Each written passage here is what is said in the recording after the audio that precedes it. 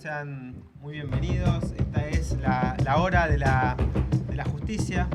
Vamos a estar hablando del escándalo judicial que sacude a nuestra Corte Suprema de Justicia de la Nación y a toda la ciudad de Buenos Aires. Pero no nos referimos a la inminente detención de la expresidenta, que también es un tema súper delicado, del que también, por supuesto, vamos a estar hoy hablando con nuestros invitados, porque es un tema que incumbe a todos los argentinos, a todo el país y a las instituciones judiciales particularmente. Pero vamos a tocar un tema en nuestro programa que es un poco más judicial y que es un poco más académico, si se quiere. Nuestros dos invitados de hoy son dos grandes profesionales del derecho. Por eso vamos a estar discutiendo sobre un precedente muy polémico del máximo tribunal federal. Y por supuesto que también vamos a hablar de la expresidenta, porque es imposible no hablar de eso a pocas horas de su inminente detención. Lo primero que me gustaría decir para los que no son asiduos seguidores de la jurisprudencia del Alto Tribunal Federal es que el precedente al que nos vamos a referir, que es el precedente Levinas o Ferrari, como prefieran llamarlo, no aparece como un fallo intempestivo de la Corte. Personalmente, ya me van a escuchar, no lo comparto de ninguna manera, tengo muchas objeciones contra este precedente, pero no se puede negar de ninguna forma que la Corte, en su jurisprudencia a lo largo de estos últimos años, ha ido dejando pistas o pautas, nos ha ido dejando indicios, ¿no?, de que se iba a llegar a un fallo como el que se resolvió a fines del año 2024. Recordemos los precedentes Nisman, Carrales, Bassani, el precedente Mármol y también Ciudad Autónoma de Buenos Aires, todos los cuales finalmente desembocaron en el precedente Levinas. Así es que, como primer punto, a favor quizás de los argumentos del Alto Tribunal Federal, es que este precedente no fue un fallo sorpresivo. Más allá de todas las críticas que fundadamente se le han hecho a este precedente, la realidad es que el fallo ya lleva prácticamente 6 meses de vigencia y de, entre comillas, implementación, ¿no?, con sus luces y con sus sombras, con todos los argumentos que hay a favor, pero también en contra.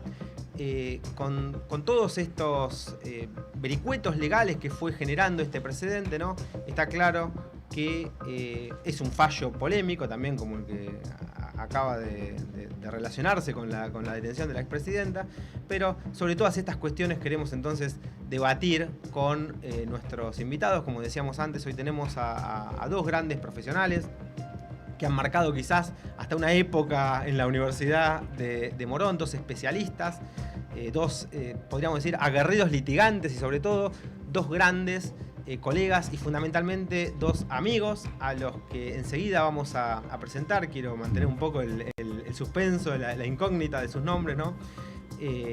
Pero me acompañan también, como siempre, en la conducción el jurista Rodrigo Germán Francone, Carolina Arzaindenda en la producción, Mauricio Baños, Alejandra Córdoba, Mariana Torres y todo el equipo de Dos Reyes, a quien también saludamos y les damos un fuerte aplauso. Y ahora sí agradecemos y aplaudimos también a nuestros invitados de lujo, el señor Rolando Moreto aquí a mi izquierda y Leonardo Brandi Camejo, que no sé si se está conectado, se está conectando desde la ciudad de Bariloche. Un fuerte aplauso entonces para todos ellos. Ahí estamos tratando de conectarlo al doctor Leonardo Brandi Camejo, que ya lo vemos en pantalla. Entonces, equipo de trabajo. Un placer saludarte, Brandi, acá desde Buenos Aires. Así es que simplemente antes de cederle la palabra a nuestros invitados y para que Germán me vuelva a retar, ¿no?, como hace todos los miércoles, me dice que mis editoriales son cada vez más largas. Estuvo muy bien, Chavito. Voy a insistir en esta posición de hacer editoriales largas para que me sigas retando, ¿no?, para darte argumentos. Y voy a aclarar en estos breves minutos de exposición Mi posición con relación a este fallo tan polémico, que es el que sacó la Corte a fines del 2024 y que ha sentado una jurisprudencia muy, pero muy polémica y muy discutida. Recordemos que la Corte hizo esto antes de perder la integración de Maqueda, así que bueno, vamos a tratar de hacer un poco de memoria para darle algo de contenido jurídico a este programa de hoy, y vamos a dejar lo de Cristina, lo de la expresidenta, para el final del programa.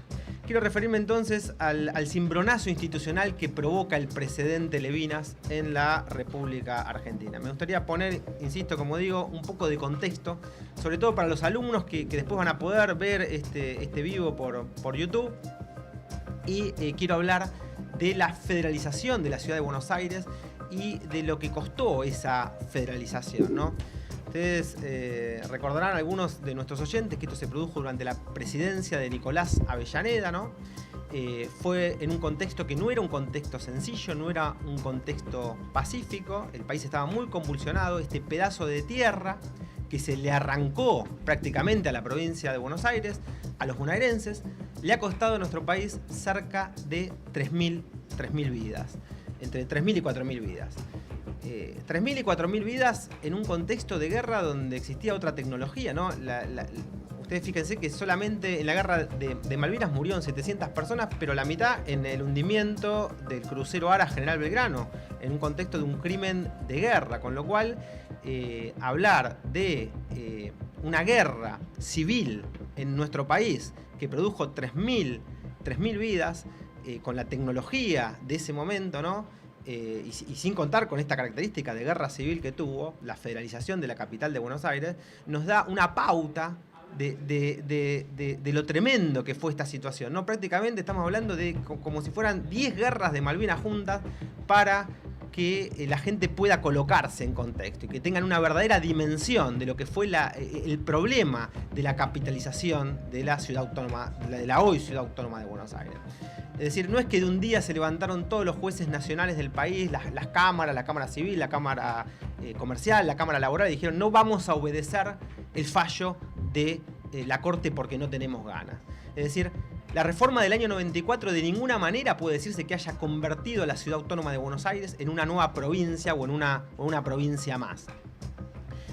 Fíjense que la Constitución Nacional se cuida enormemente de llamar la provincia, nunca la pone al mismo nivel de las provincias, ¿no? En ningún momento ni la llama provincia la Constitución Nacional, ni tampoco la ley Cafiero, y en ningún momento la ley Cafiero dice que la Cava sea una nueva provincia y que se tengan que transferir así alegremente toda la jurisdicción nacional al ámbito de la ciudad autónoma de Buenos Aires. Nunca hubo un consenso político para eso, y tampoco lo hay en este momento. Por eso no es verdad que el legislador haya omitido durante 30 años, como dice el fallo, la realización de ese traspaso de las competencias nacionales a la justicia de la ciudad autónoma de Buenos Aires. Fíjense, este es el primer problema, quizás el problema más grave.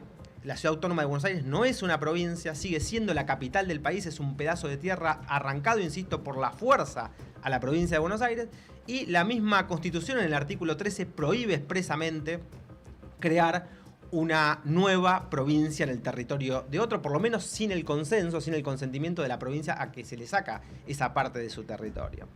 Entonces, la Corte Suprema entiendo que no tenía facultades jurídicas para ordenar una situación de tanta magnitud política y de tanta magnitud institucional. La Corte tampoco puede además legislar, por más que quizás tenga argumentos de peso para querer hacerlo, ¿no? Pero no puede está en condiciones el máximo tribunal federal, mejor dicho, ni siquiera el máximo tribunal, sino 2 jueces supremos, porque el tercero ya no es más juez, así es que dos jueces dispusieron sobre una cuestión que era una cuestión claramente política, no justiciable, como es la creación de una nueva provincia sobre el territorio de otra, en clara violación de lo que dice no solamente el artículo 13 de la Constitución Nacional, sino un sinnúmero de preceptos legales. Por eso el impacto de Levinas entiendo que es tan terrible, tan grande, y no es nada más la inseguridad jurídica que crea, sino que tiene que ver con las facultades legislativas que se ha arrogado el máximo tribunal federal, ya que la Corte ha hecho algo que ni siquiera el propio legislador nacional podía hacer. Porque ni siquiera el legislador nacional puede crear una ley, crear por ley, una provincia en el territorio de otra sin tener el aval de la legislatura de la provincia a la que se le saca ese territorio. Vamos a ver, entonces. Lo primero que hay que tener en cuenta es que las provincias son anteriores a la Constitución Nacional. Las provincias son anteriores a 1853, son anteriores a la organización jurídica institucional argentina, si se quiere. Es decir, existen mucho antes que la Constitución de 1853. Entonces, los pactos preexistentes de los que habla el preámbulo de nuestra Constitución son muy importantes y creo que son el punto principal a tener en cuenta cuando tratamos de abordar este precedente. Es decir, los pactos lo que hacen es delegar en el gobierno federal, como bien dicen muchísimos doctrinarios, cito entre todos al profesor David Duarte, ¿no? Los pactos delegan el derecho de fondo, los códigos penales, civiles, como todos los abogados sabemos, pero las provincias se han reservado no solamente el poder de policía, sino también la función judicial, y esto es clave, insisto, porque esto nos da la pauta de que la administración de justicia y el poder de policía son anteriores a la Unión Nacional. Entonces, si uno ve como que se va produciendo la organización de nuestro sistema jurídico con el correr del tiempo, uno puede advertir que la Ciudad Autónoma de Buenos Aires no existe, era un municipio más, no tiene la entidad que con el correr del tiempo se le fue otorgando. Y esto, lo vuelvo a repetir, es clave porque quizás es el aspecto o el punto más endeble, el costado más flaco del precedente de la Corte. ¿Por qué? Porque trata de aplicar dos precedentes, Dimacio y Estrada, que claramente no eran aplicables a el precedente Levinas o Ferrari, como prefieran llamarlo. Esto, por supuesto, sin contar con que los jueces han resuelto en contra de las facultades propias del Poder Judicial, ¿no? Porque los fallos son vinculantes para los casos concretos, pero no puede un precedente de la Corte legislar. Y además, mientras la Ciudad Autónoma de Buenos Aires sea la capital de la República, como muy bien lo explica el artículo 129 de la Constitución Nacional, ¿no? Hay una ley que tiene que garantizar los intereses del Estado Nacional, y esa fue, por supuesto, la ley Cafiero. Y esa ley no traspasó toda la competencia nacional a la ciudad, sencillamente no lo hizo esa ley porque no existían, no estaban dados los consensos políticos para hacerlo, y esto es una decisión política para la cual, insisto, no hay consensos ni tampoco los hubo al momento de la reforma constitucional del 94. Entonces, esta es la clave. La jurisdicción provincial es originaria, pero la jurisdicción nacional es una jurisdicción derivada en virtud de las facultades delegadas por las provincias, y la provincia de Buenos Aires, además, no cedió parte de su territorio para que dos santafesinos, con todo el respeto que le tengo a la provincia de Santa Fe, porque mi madre es santafesina, ¿no? Pero, y además me encanta la gente que vive en Santa Fe, pero no pueden venir dos santafesinos a decirle a los bonaerenses, miren, ahora, en contra de lo que dice la Constitución, en contra de lo que dicen las leyes de organización nacional, en contra de lo que dice la ley Cafiero y su modificatoria, en contra de todos los códigos de procedimientos nacionales, del Código Procesal Civil y Comercial Nacional, de la Ley de Procedimiento Laboral, en contra del Código de Procedimiento Penal, en contra de todas estas normas vigentes y de las prohibiciones expresas que tiene la Corte Suprema para dictar leyes, ¿no? Se lanza una reforma prácticamente faraónica que deja a todos los justiciables con una sensación de inseguridad jurídica realmente que me parece era innecesaria en la coyuntura en que se dictó ese fallo. Esto, insisto, más allá de que en algún momento se pueda producir ese tan mentado traspaso de la justicia nacional a la ciudad cuando se den las condiciones de oportunidad, de mérito y conveniencia, y sobre todo cuando intervengan los órganos que son los encargados de decidir este tipo de cuestiones, no violando la ley, no violando los códigos rituales, no violando la Constitución Nacional. Esta es la forma en que lo ha hecho el fallo del Tribunal Federal, del máximo Tribunal Federal, avasallando todos los principios democráticos de nuestro sistema republicano y federal de gobierno, y encima lo hace en nombre del federalismo, lo cual parecería hasta paradójico, para usar una expresión leve, ¿no? Y esto lo dice muy bien el voto en disidencia del doctor Rosenfeld. Lo ha señalado la Corte prácticamente en todos los innumerables precedentes que antecedieron a este fallo, ¿no? Y lo vuelven a repetir los fallos, los plenarios de la Cámara Civil, Nacional, Comercial, la acordada de la Cámara Laboral. Es decir, los presidentes de la Corte son vinculantes por una cuestión moral, por una cuestión del prestigio institucional que poseen los jueces que dictan esos fallos. Pero la Corte no puede legislar. Por eso se levantó la Cámara Nacional en pleno, por eso se levantó la Cámara Comercial, por eso se levantó la Cámara Laboral y dictó una acordada también la Cámara Nacional Criminal y Correccional en contra de este precedente del máximo Tribunal Federal. Es decir, prácticamente todos los jueces nacionales de todos los fueros prácticamente se le pararon de mano a la máxima autoridad judicial del país y le dijeron: lo que estás haciendo es ilegal, lo que estás haciendo es inconstitucional, nosotros no vamos a cumplir con un fallo ilegal. Entonces, ¿qué queda para los justiciables de AP? Así que por eso yo quiero escuchar, por eso hemos invitado a dos especialistas y los quiero escuchar, a Rolly Moreto, a Brandi, a Germán Francone, mi coequiper. No quiero hacer un monólogo tan largo porque ya sé que Germán después me va a criticar, así es que le voy a dar la palabra a nuestros invitados. Vamos a ir opinando si les parece, pero quiero sí dejar asentada mi posición y hacerles 2 o 3 preguntas para que los invitados y mi compañero de streaming me respondan, ¿no? Quiero que me respondan a estas preguntas, porque yo lo que me pregunto y hago esta pregunta, entonces, estas 3 preguntas fundamentales a nuestros invitados, a mi compañero de programa, que son las que resumen básicamente todo lo que pienso sobre el fallo y entonces sí abro el juego al debate. Entonces, primera pregunta. ¿Era oportuno que la Corte dictara este fallo un día antes de la renuncia del juez Maqueda? Segunda pregunta. ¿Este fallo trae más paz, trae más seguridad jurídica, provoca más caos, más incertidumbre entre los litigantes? ¿O es un fallo que trae tranquilidad jurídica a la situación, a la coyuntura que está viviendo el país? Tercera pregunta. ¿Este fallo hizo que los jueces nacionales, que las cámaras civil, comercial, etcétera, vayan a respetar de aquí en más las decisiones de la Corte o las vayan a respetar menos? Y agrego estas 2 últimas inquietudes y ahora sí no amago más y los dejo hablar a ustedes, ¿no? Y es lo que ya venía diciendo en la editorial, ¿no? ¿La Corte puede legislar? Ya sé que en otros precedentes lo hizo, como el presidente Fall, pero en definitiva, ¿el máximo Tribunal Federal tiene facultades para dictar leyes en contra de la Constitución y en contra de las leyes que dicta el Congreso de la Nación? Y ahora sí, última pregunta. ¿La Corte se acordó cuando dictó este fallo que la federalización de la Ciudad Autónoma de Buenos Aires costó más de 3.000 muertos y que era un territorio provincial y que su poder judicial es derivado y que la Constitución Nacional dice que una ley del Congreso tiene que garantizar los intereses federales mientras la Ciudad Autónoma de Buenos Aires siga siendo la capital de la República?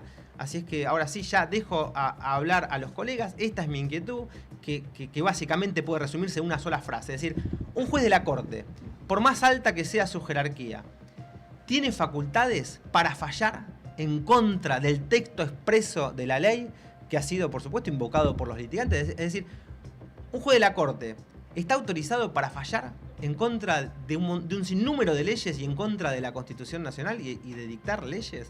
Le paso la palabra en primer lugar a Rolly Moreto, a Brandi Camejo, que nos está escuchando ahí desde Mar del Plata, y Bariloche. A Germán Francone de Bariloche. De Bariloche, perdón, de Bariloche. No sé a quién escuchó primero. No sé, ante todo, Chavito, arrancaste el programa haciendo una presentación diciendo que te acompañaban 2 grandes juristas, personas de intachable trayectoria, etcétera, etcétera. Y todavía no se había conectado Brandi. Pensé que estabas hablando de mí y de Rolly. Seguro. Entonces, en ese Calculé momento se conecta a Brandi y digo, claro, no estaba hablando de mí. No, tal vez está hablando de vos y de Brandi. Para mí estaba hablando de Germán y de Moreto.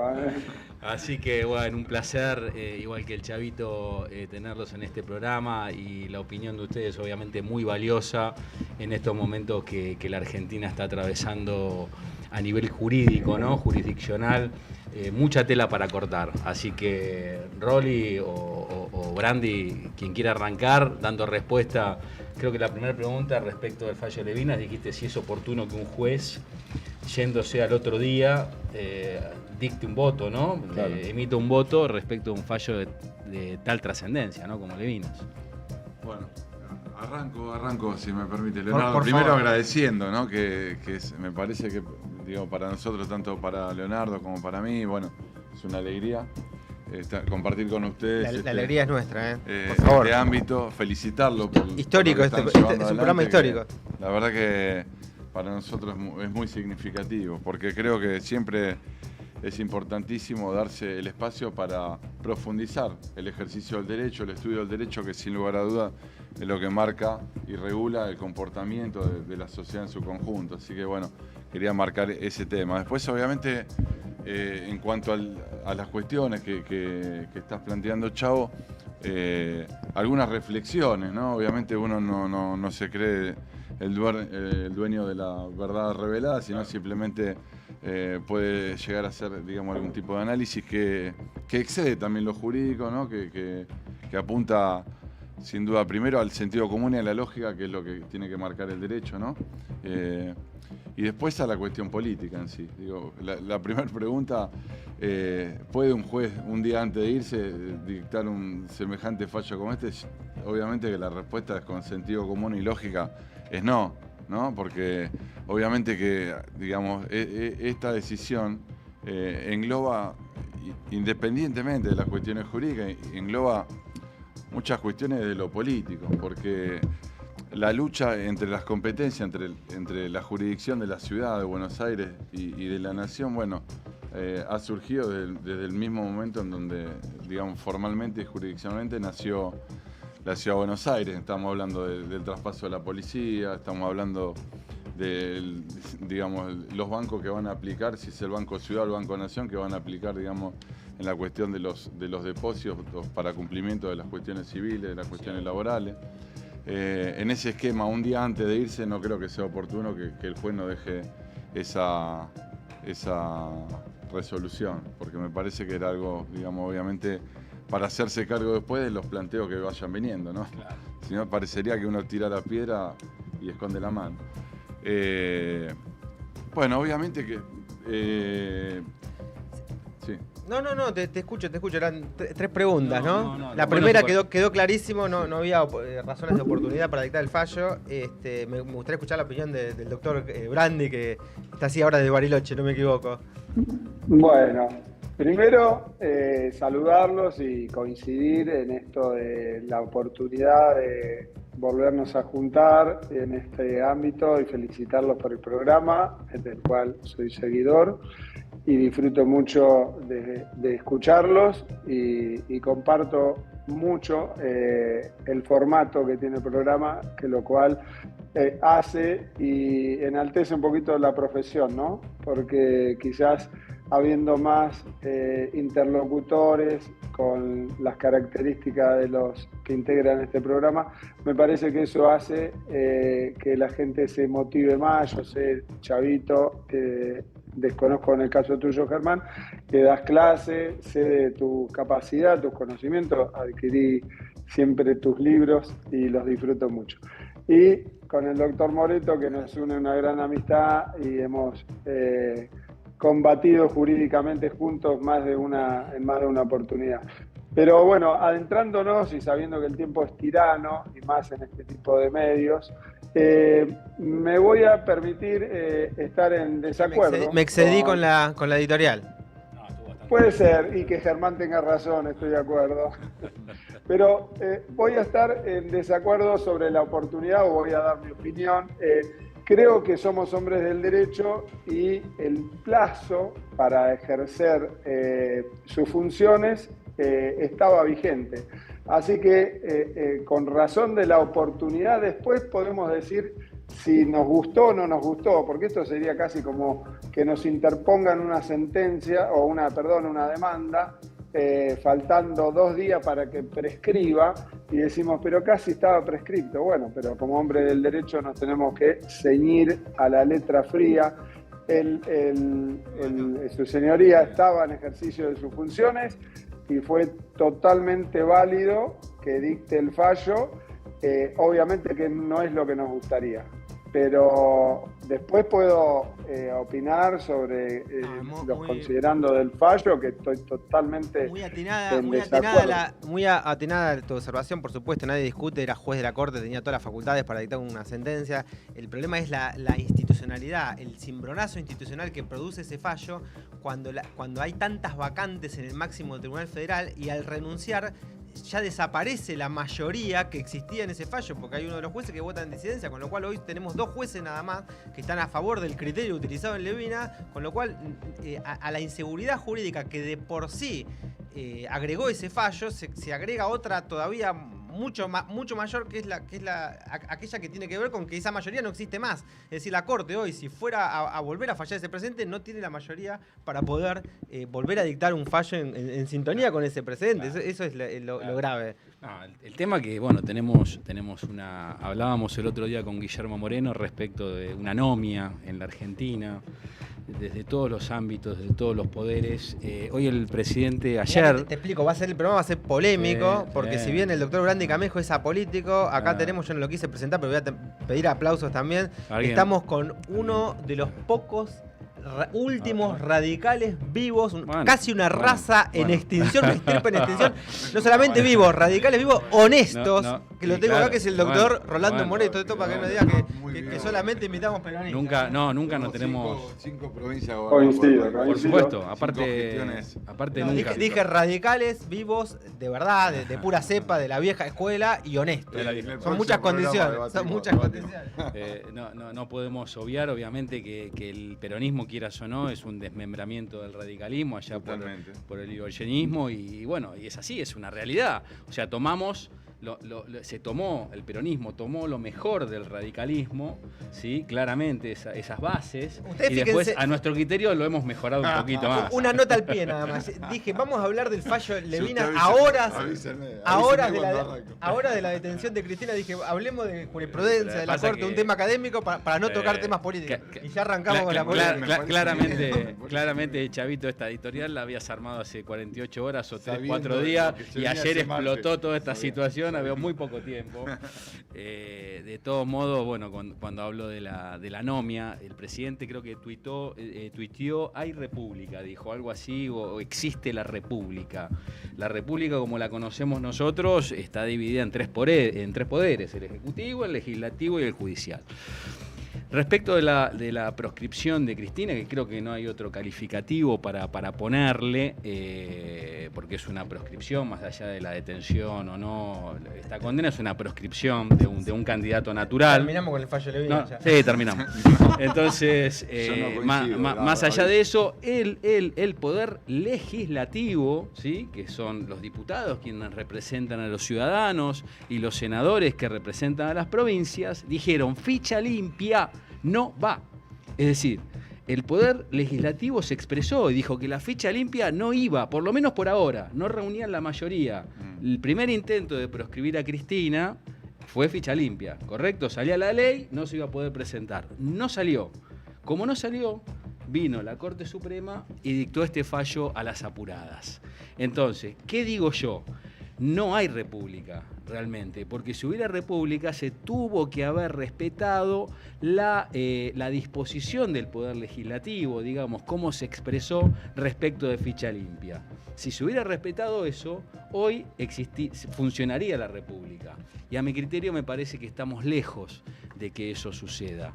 Esto quizás tiene que ver con lo que veníamos hablando del fallo Levina, porque yo la segunda pregunta que les hacía a todos era si este fallo traía más paz, más seguridad jurídica que el caos que provoca esta incertidumbre para los litigantes. Esto tiene que ver, me parece, también con el tiene que ver las razones de oportunidad, mérito y conveniencia en que se dictan los fallos del Alto Tribunal Federal, que no se puede discutir, que también es un tribunal yo político. Digamos, me debo en la obligación de aclarar, ¿no? Porque a ver, independientemente de que me gustaría por ahí venir en otra oportunidad a charlar directamente de política, me parece bueno porque es un tema que nos apasiona a todos. Creo que el derecho, sin lugar a dudas, está vinculado a la política. O sea, digo, no creo que sea así como decía Germán. Sí puedo asentir a la cuestión de la oportunidad, ¿no? Es decir, bueno, en momentos previos, digo, un mes antes de un cierre de lista y habiendo expresado tal vez la cuestión de la oportunidad, la tomo, pero me parece que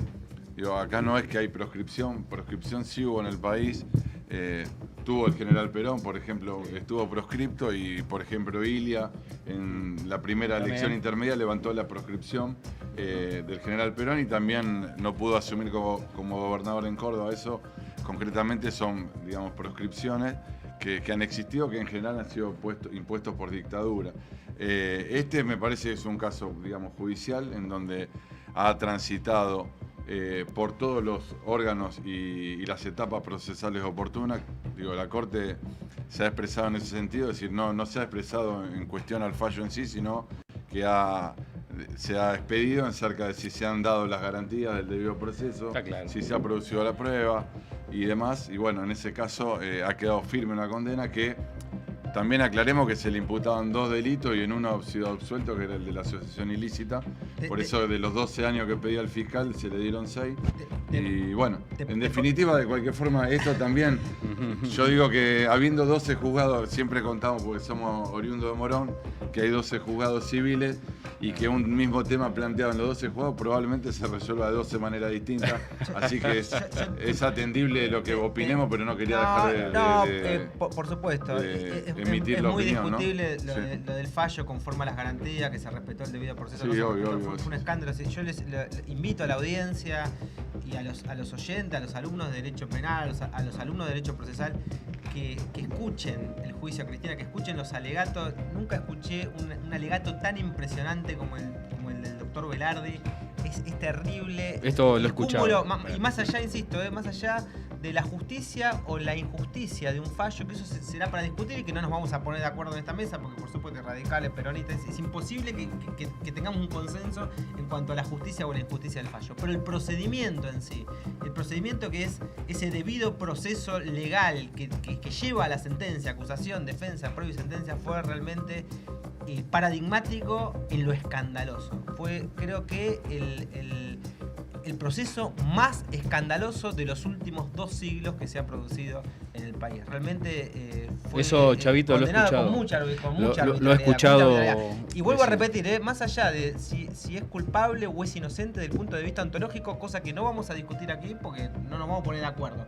Hablo desde el punto de vista procesal, las arbitrariedades, las irregularidades, las cosas absurdas que se vieron a lo largo de ese proceso no se vio nunca, por lo menos tan públicamente en la historia del derecho procesal penal. El alegato de Berardi está estudiado en todas las universidades del país, en el derecho penal, se ha hecho prácticamente un libro, se han hecho ensayos de ese alegato. No es una emboscada, nunca hubo, no, me parece que de alguna manera de nunca hubo una batalla tan puntual, punto por punto, que se ha redarguido de falsedad o se ha dicho se dice esto, pero no fue así por esto, y fue punto por punto, es motivo de estudio. A ver, esto. literalmente, Entonces, si querían condenar a Cristina, primero tenían que condenar a las 2/3 partes del Congreso de la Nación.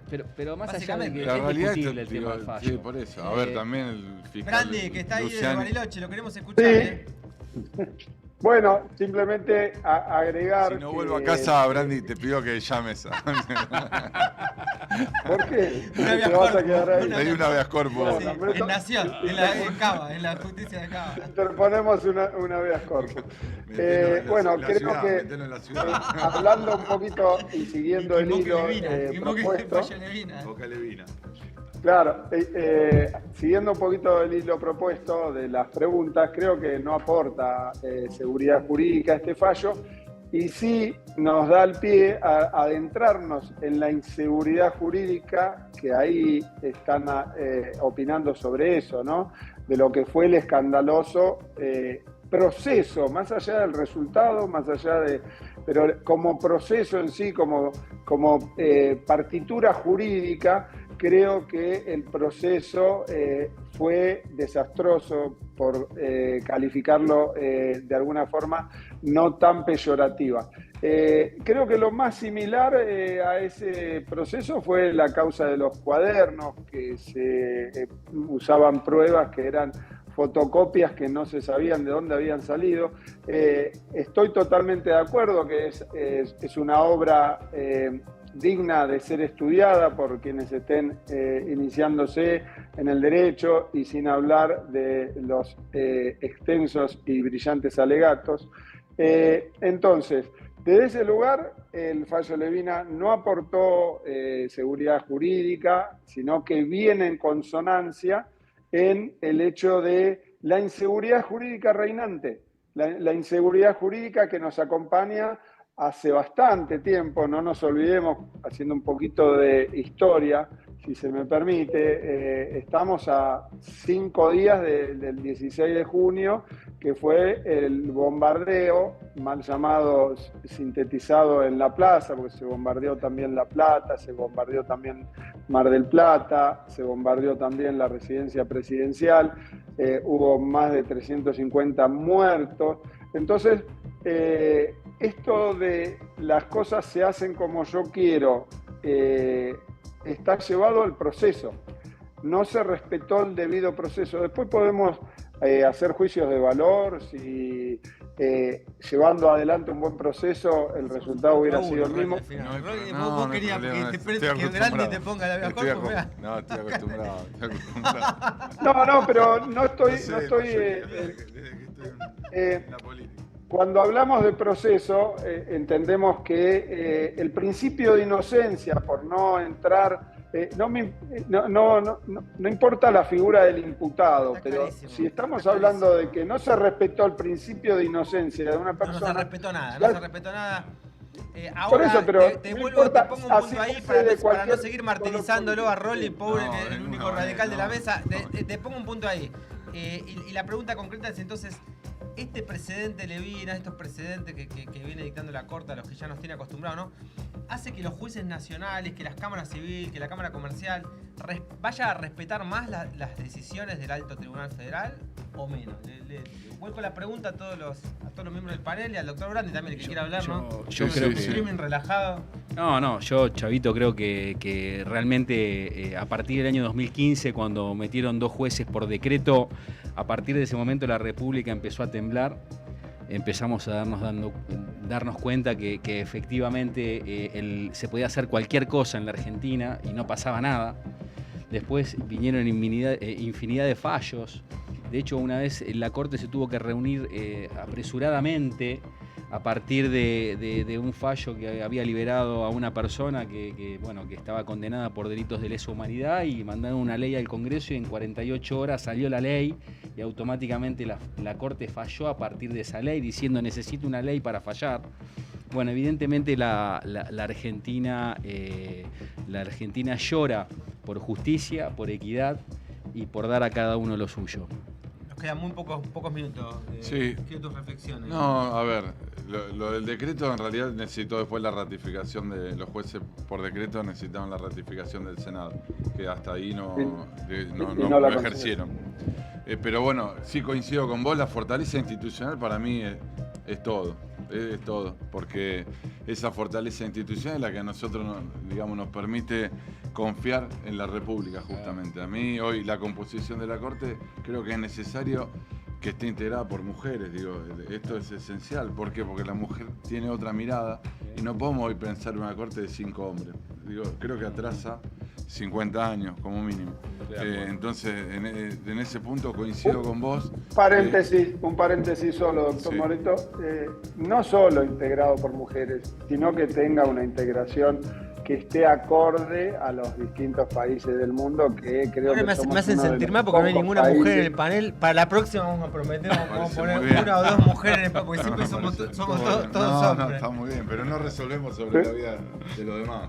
Es verdad. Y en cuanto a si el fallo, genera incertidumbre o no, me parece que, esta sola cuestión en donde, bien vos decías, la capital, la ciudad de Buenos Aires en realidad fue pensada y funciona como capital federal. Entonces tal vez la Corte esté mirando hoy en una cuestión de un conflicto laboral entre un kiosquero y su empleado, entonces dice, no lo debe resolver un juez nacional, tendría que ser un juez de la ciudad.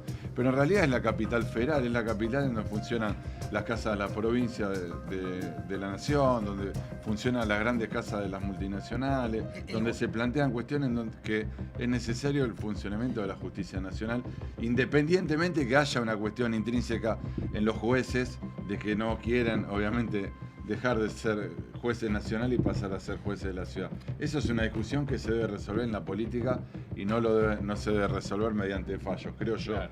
Entonces, en ese punto creo que aporta inseguridad jurídica y no seguridad jurídica. Esta es la mirada que yo tengo más como litigante y como político que como jurista. Coincidimos, en eso coincidimos todos. Por supuesto, más allá de que los jueces no quieran dejar de ser jueces nacionales y no quieran pasar su competencia a la Ciudad Autónoma de Buenos Aires, hay una realidad, son jueces que han sido nombrados por el presidente de la Nación, que han sido nombrados con acuerdo del Senado y que han sido nombrados con intervención del Consejo de la Magistratura del Poder Judicial de la Nación. Así que está claro que la... Sí. Brandi, quedan muy pocos minutos, queremos tu conclusión ya para ir cerrando el programa y nada, un placer que hayas estado con nosotros en la hora de la justicia, ¿no? Realmente un panel de lujo hemos tenido esta tarde noche en nuestro streaming. Bueno, es mutuo, la verdad que cuando estaba invitado no sabía cómo era la dinámica desde acá de Bariloche, si iba a tener buena conexión o no.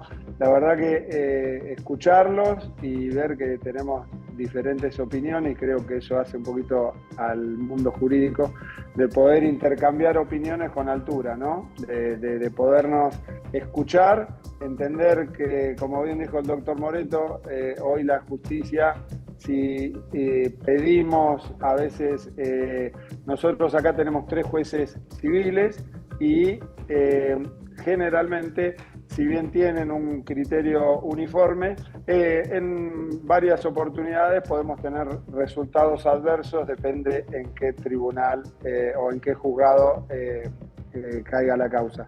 Así que bueno, desde acá, con relación al fallo Levina, entender que para mí, si bien el juez estaba facultado para hacerlo, quizás no debió hacerlo, sería la corrección que haría haciendo un reconto. Y si aportó mayor seguridad jurídica, no, la verdad que no, que habla de la falencia de las instituciones que venimos atravesando hace bastante tiempo. Y creo que esto no le aporta mayor respeto a las instituciones, que es por lo que tenemos que velar, ¿no? Que las instituciones vuelvan a ser respetadas, pero primero, como un padre o un hijo, ¿no? Tienen que ser los que dirigen la nación que logren ese respeto para que sean respetadas las instituciones. Muchas gracias, Brandi. Gracias, Brandi. Te mandamos un fuerte abrazo de Buenos Aires. Germán Francone, ¿querés decir alguna última palabra? Qué lindo lugar donde viví, Brandi. Te envidio ese Bariloche hermoso que tenemos, bien argentino, divino. Están invitados cuando quieran. Ahí estaremos.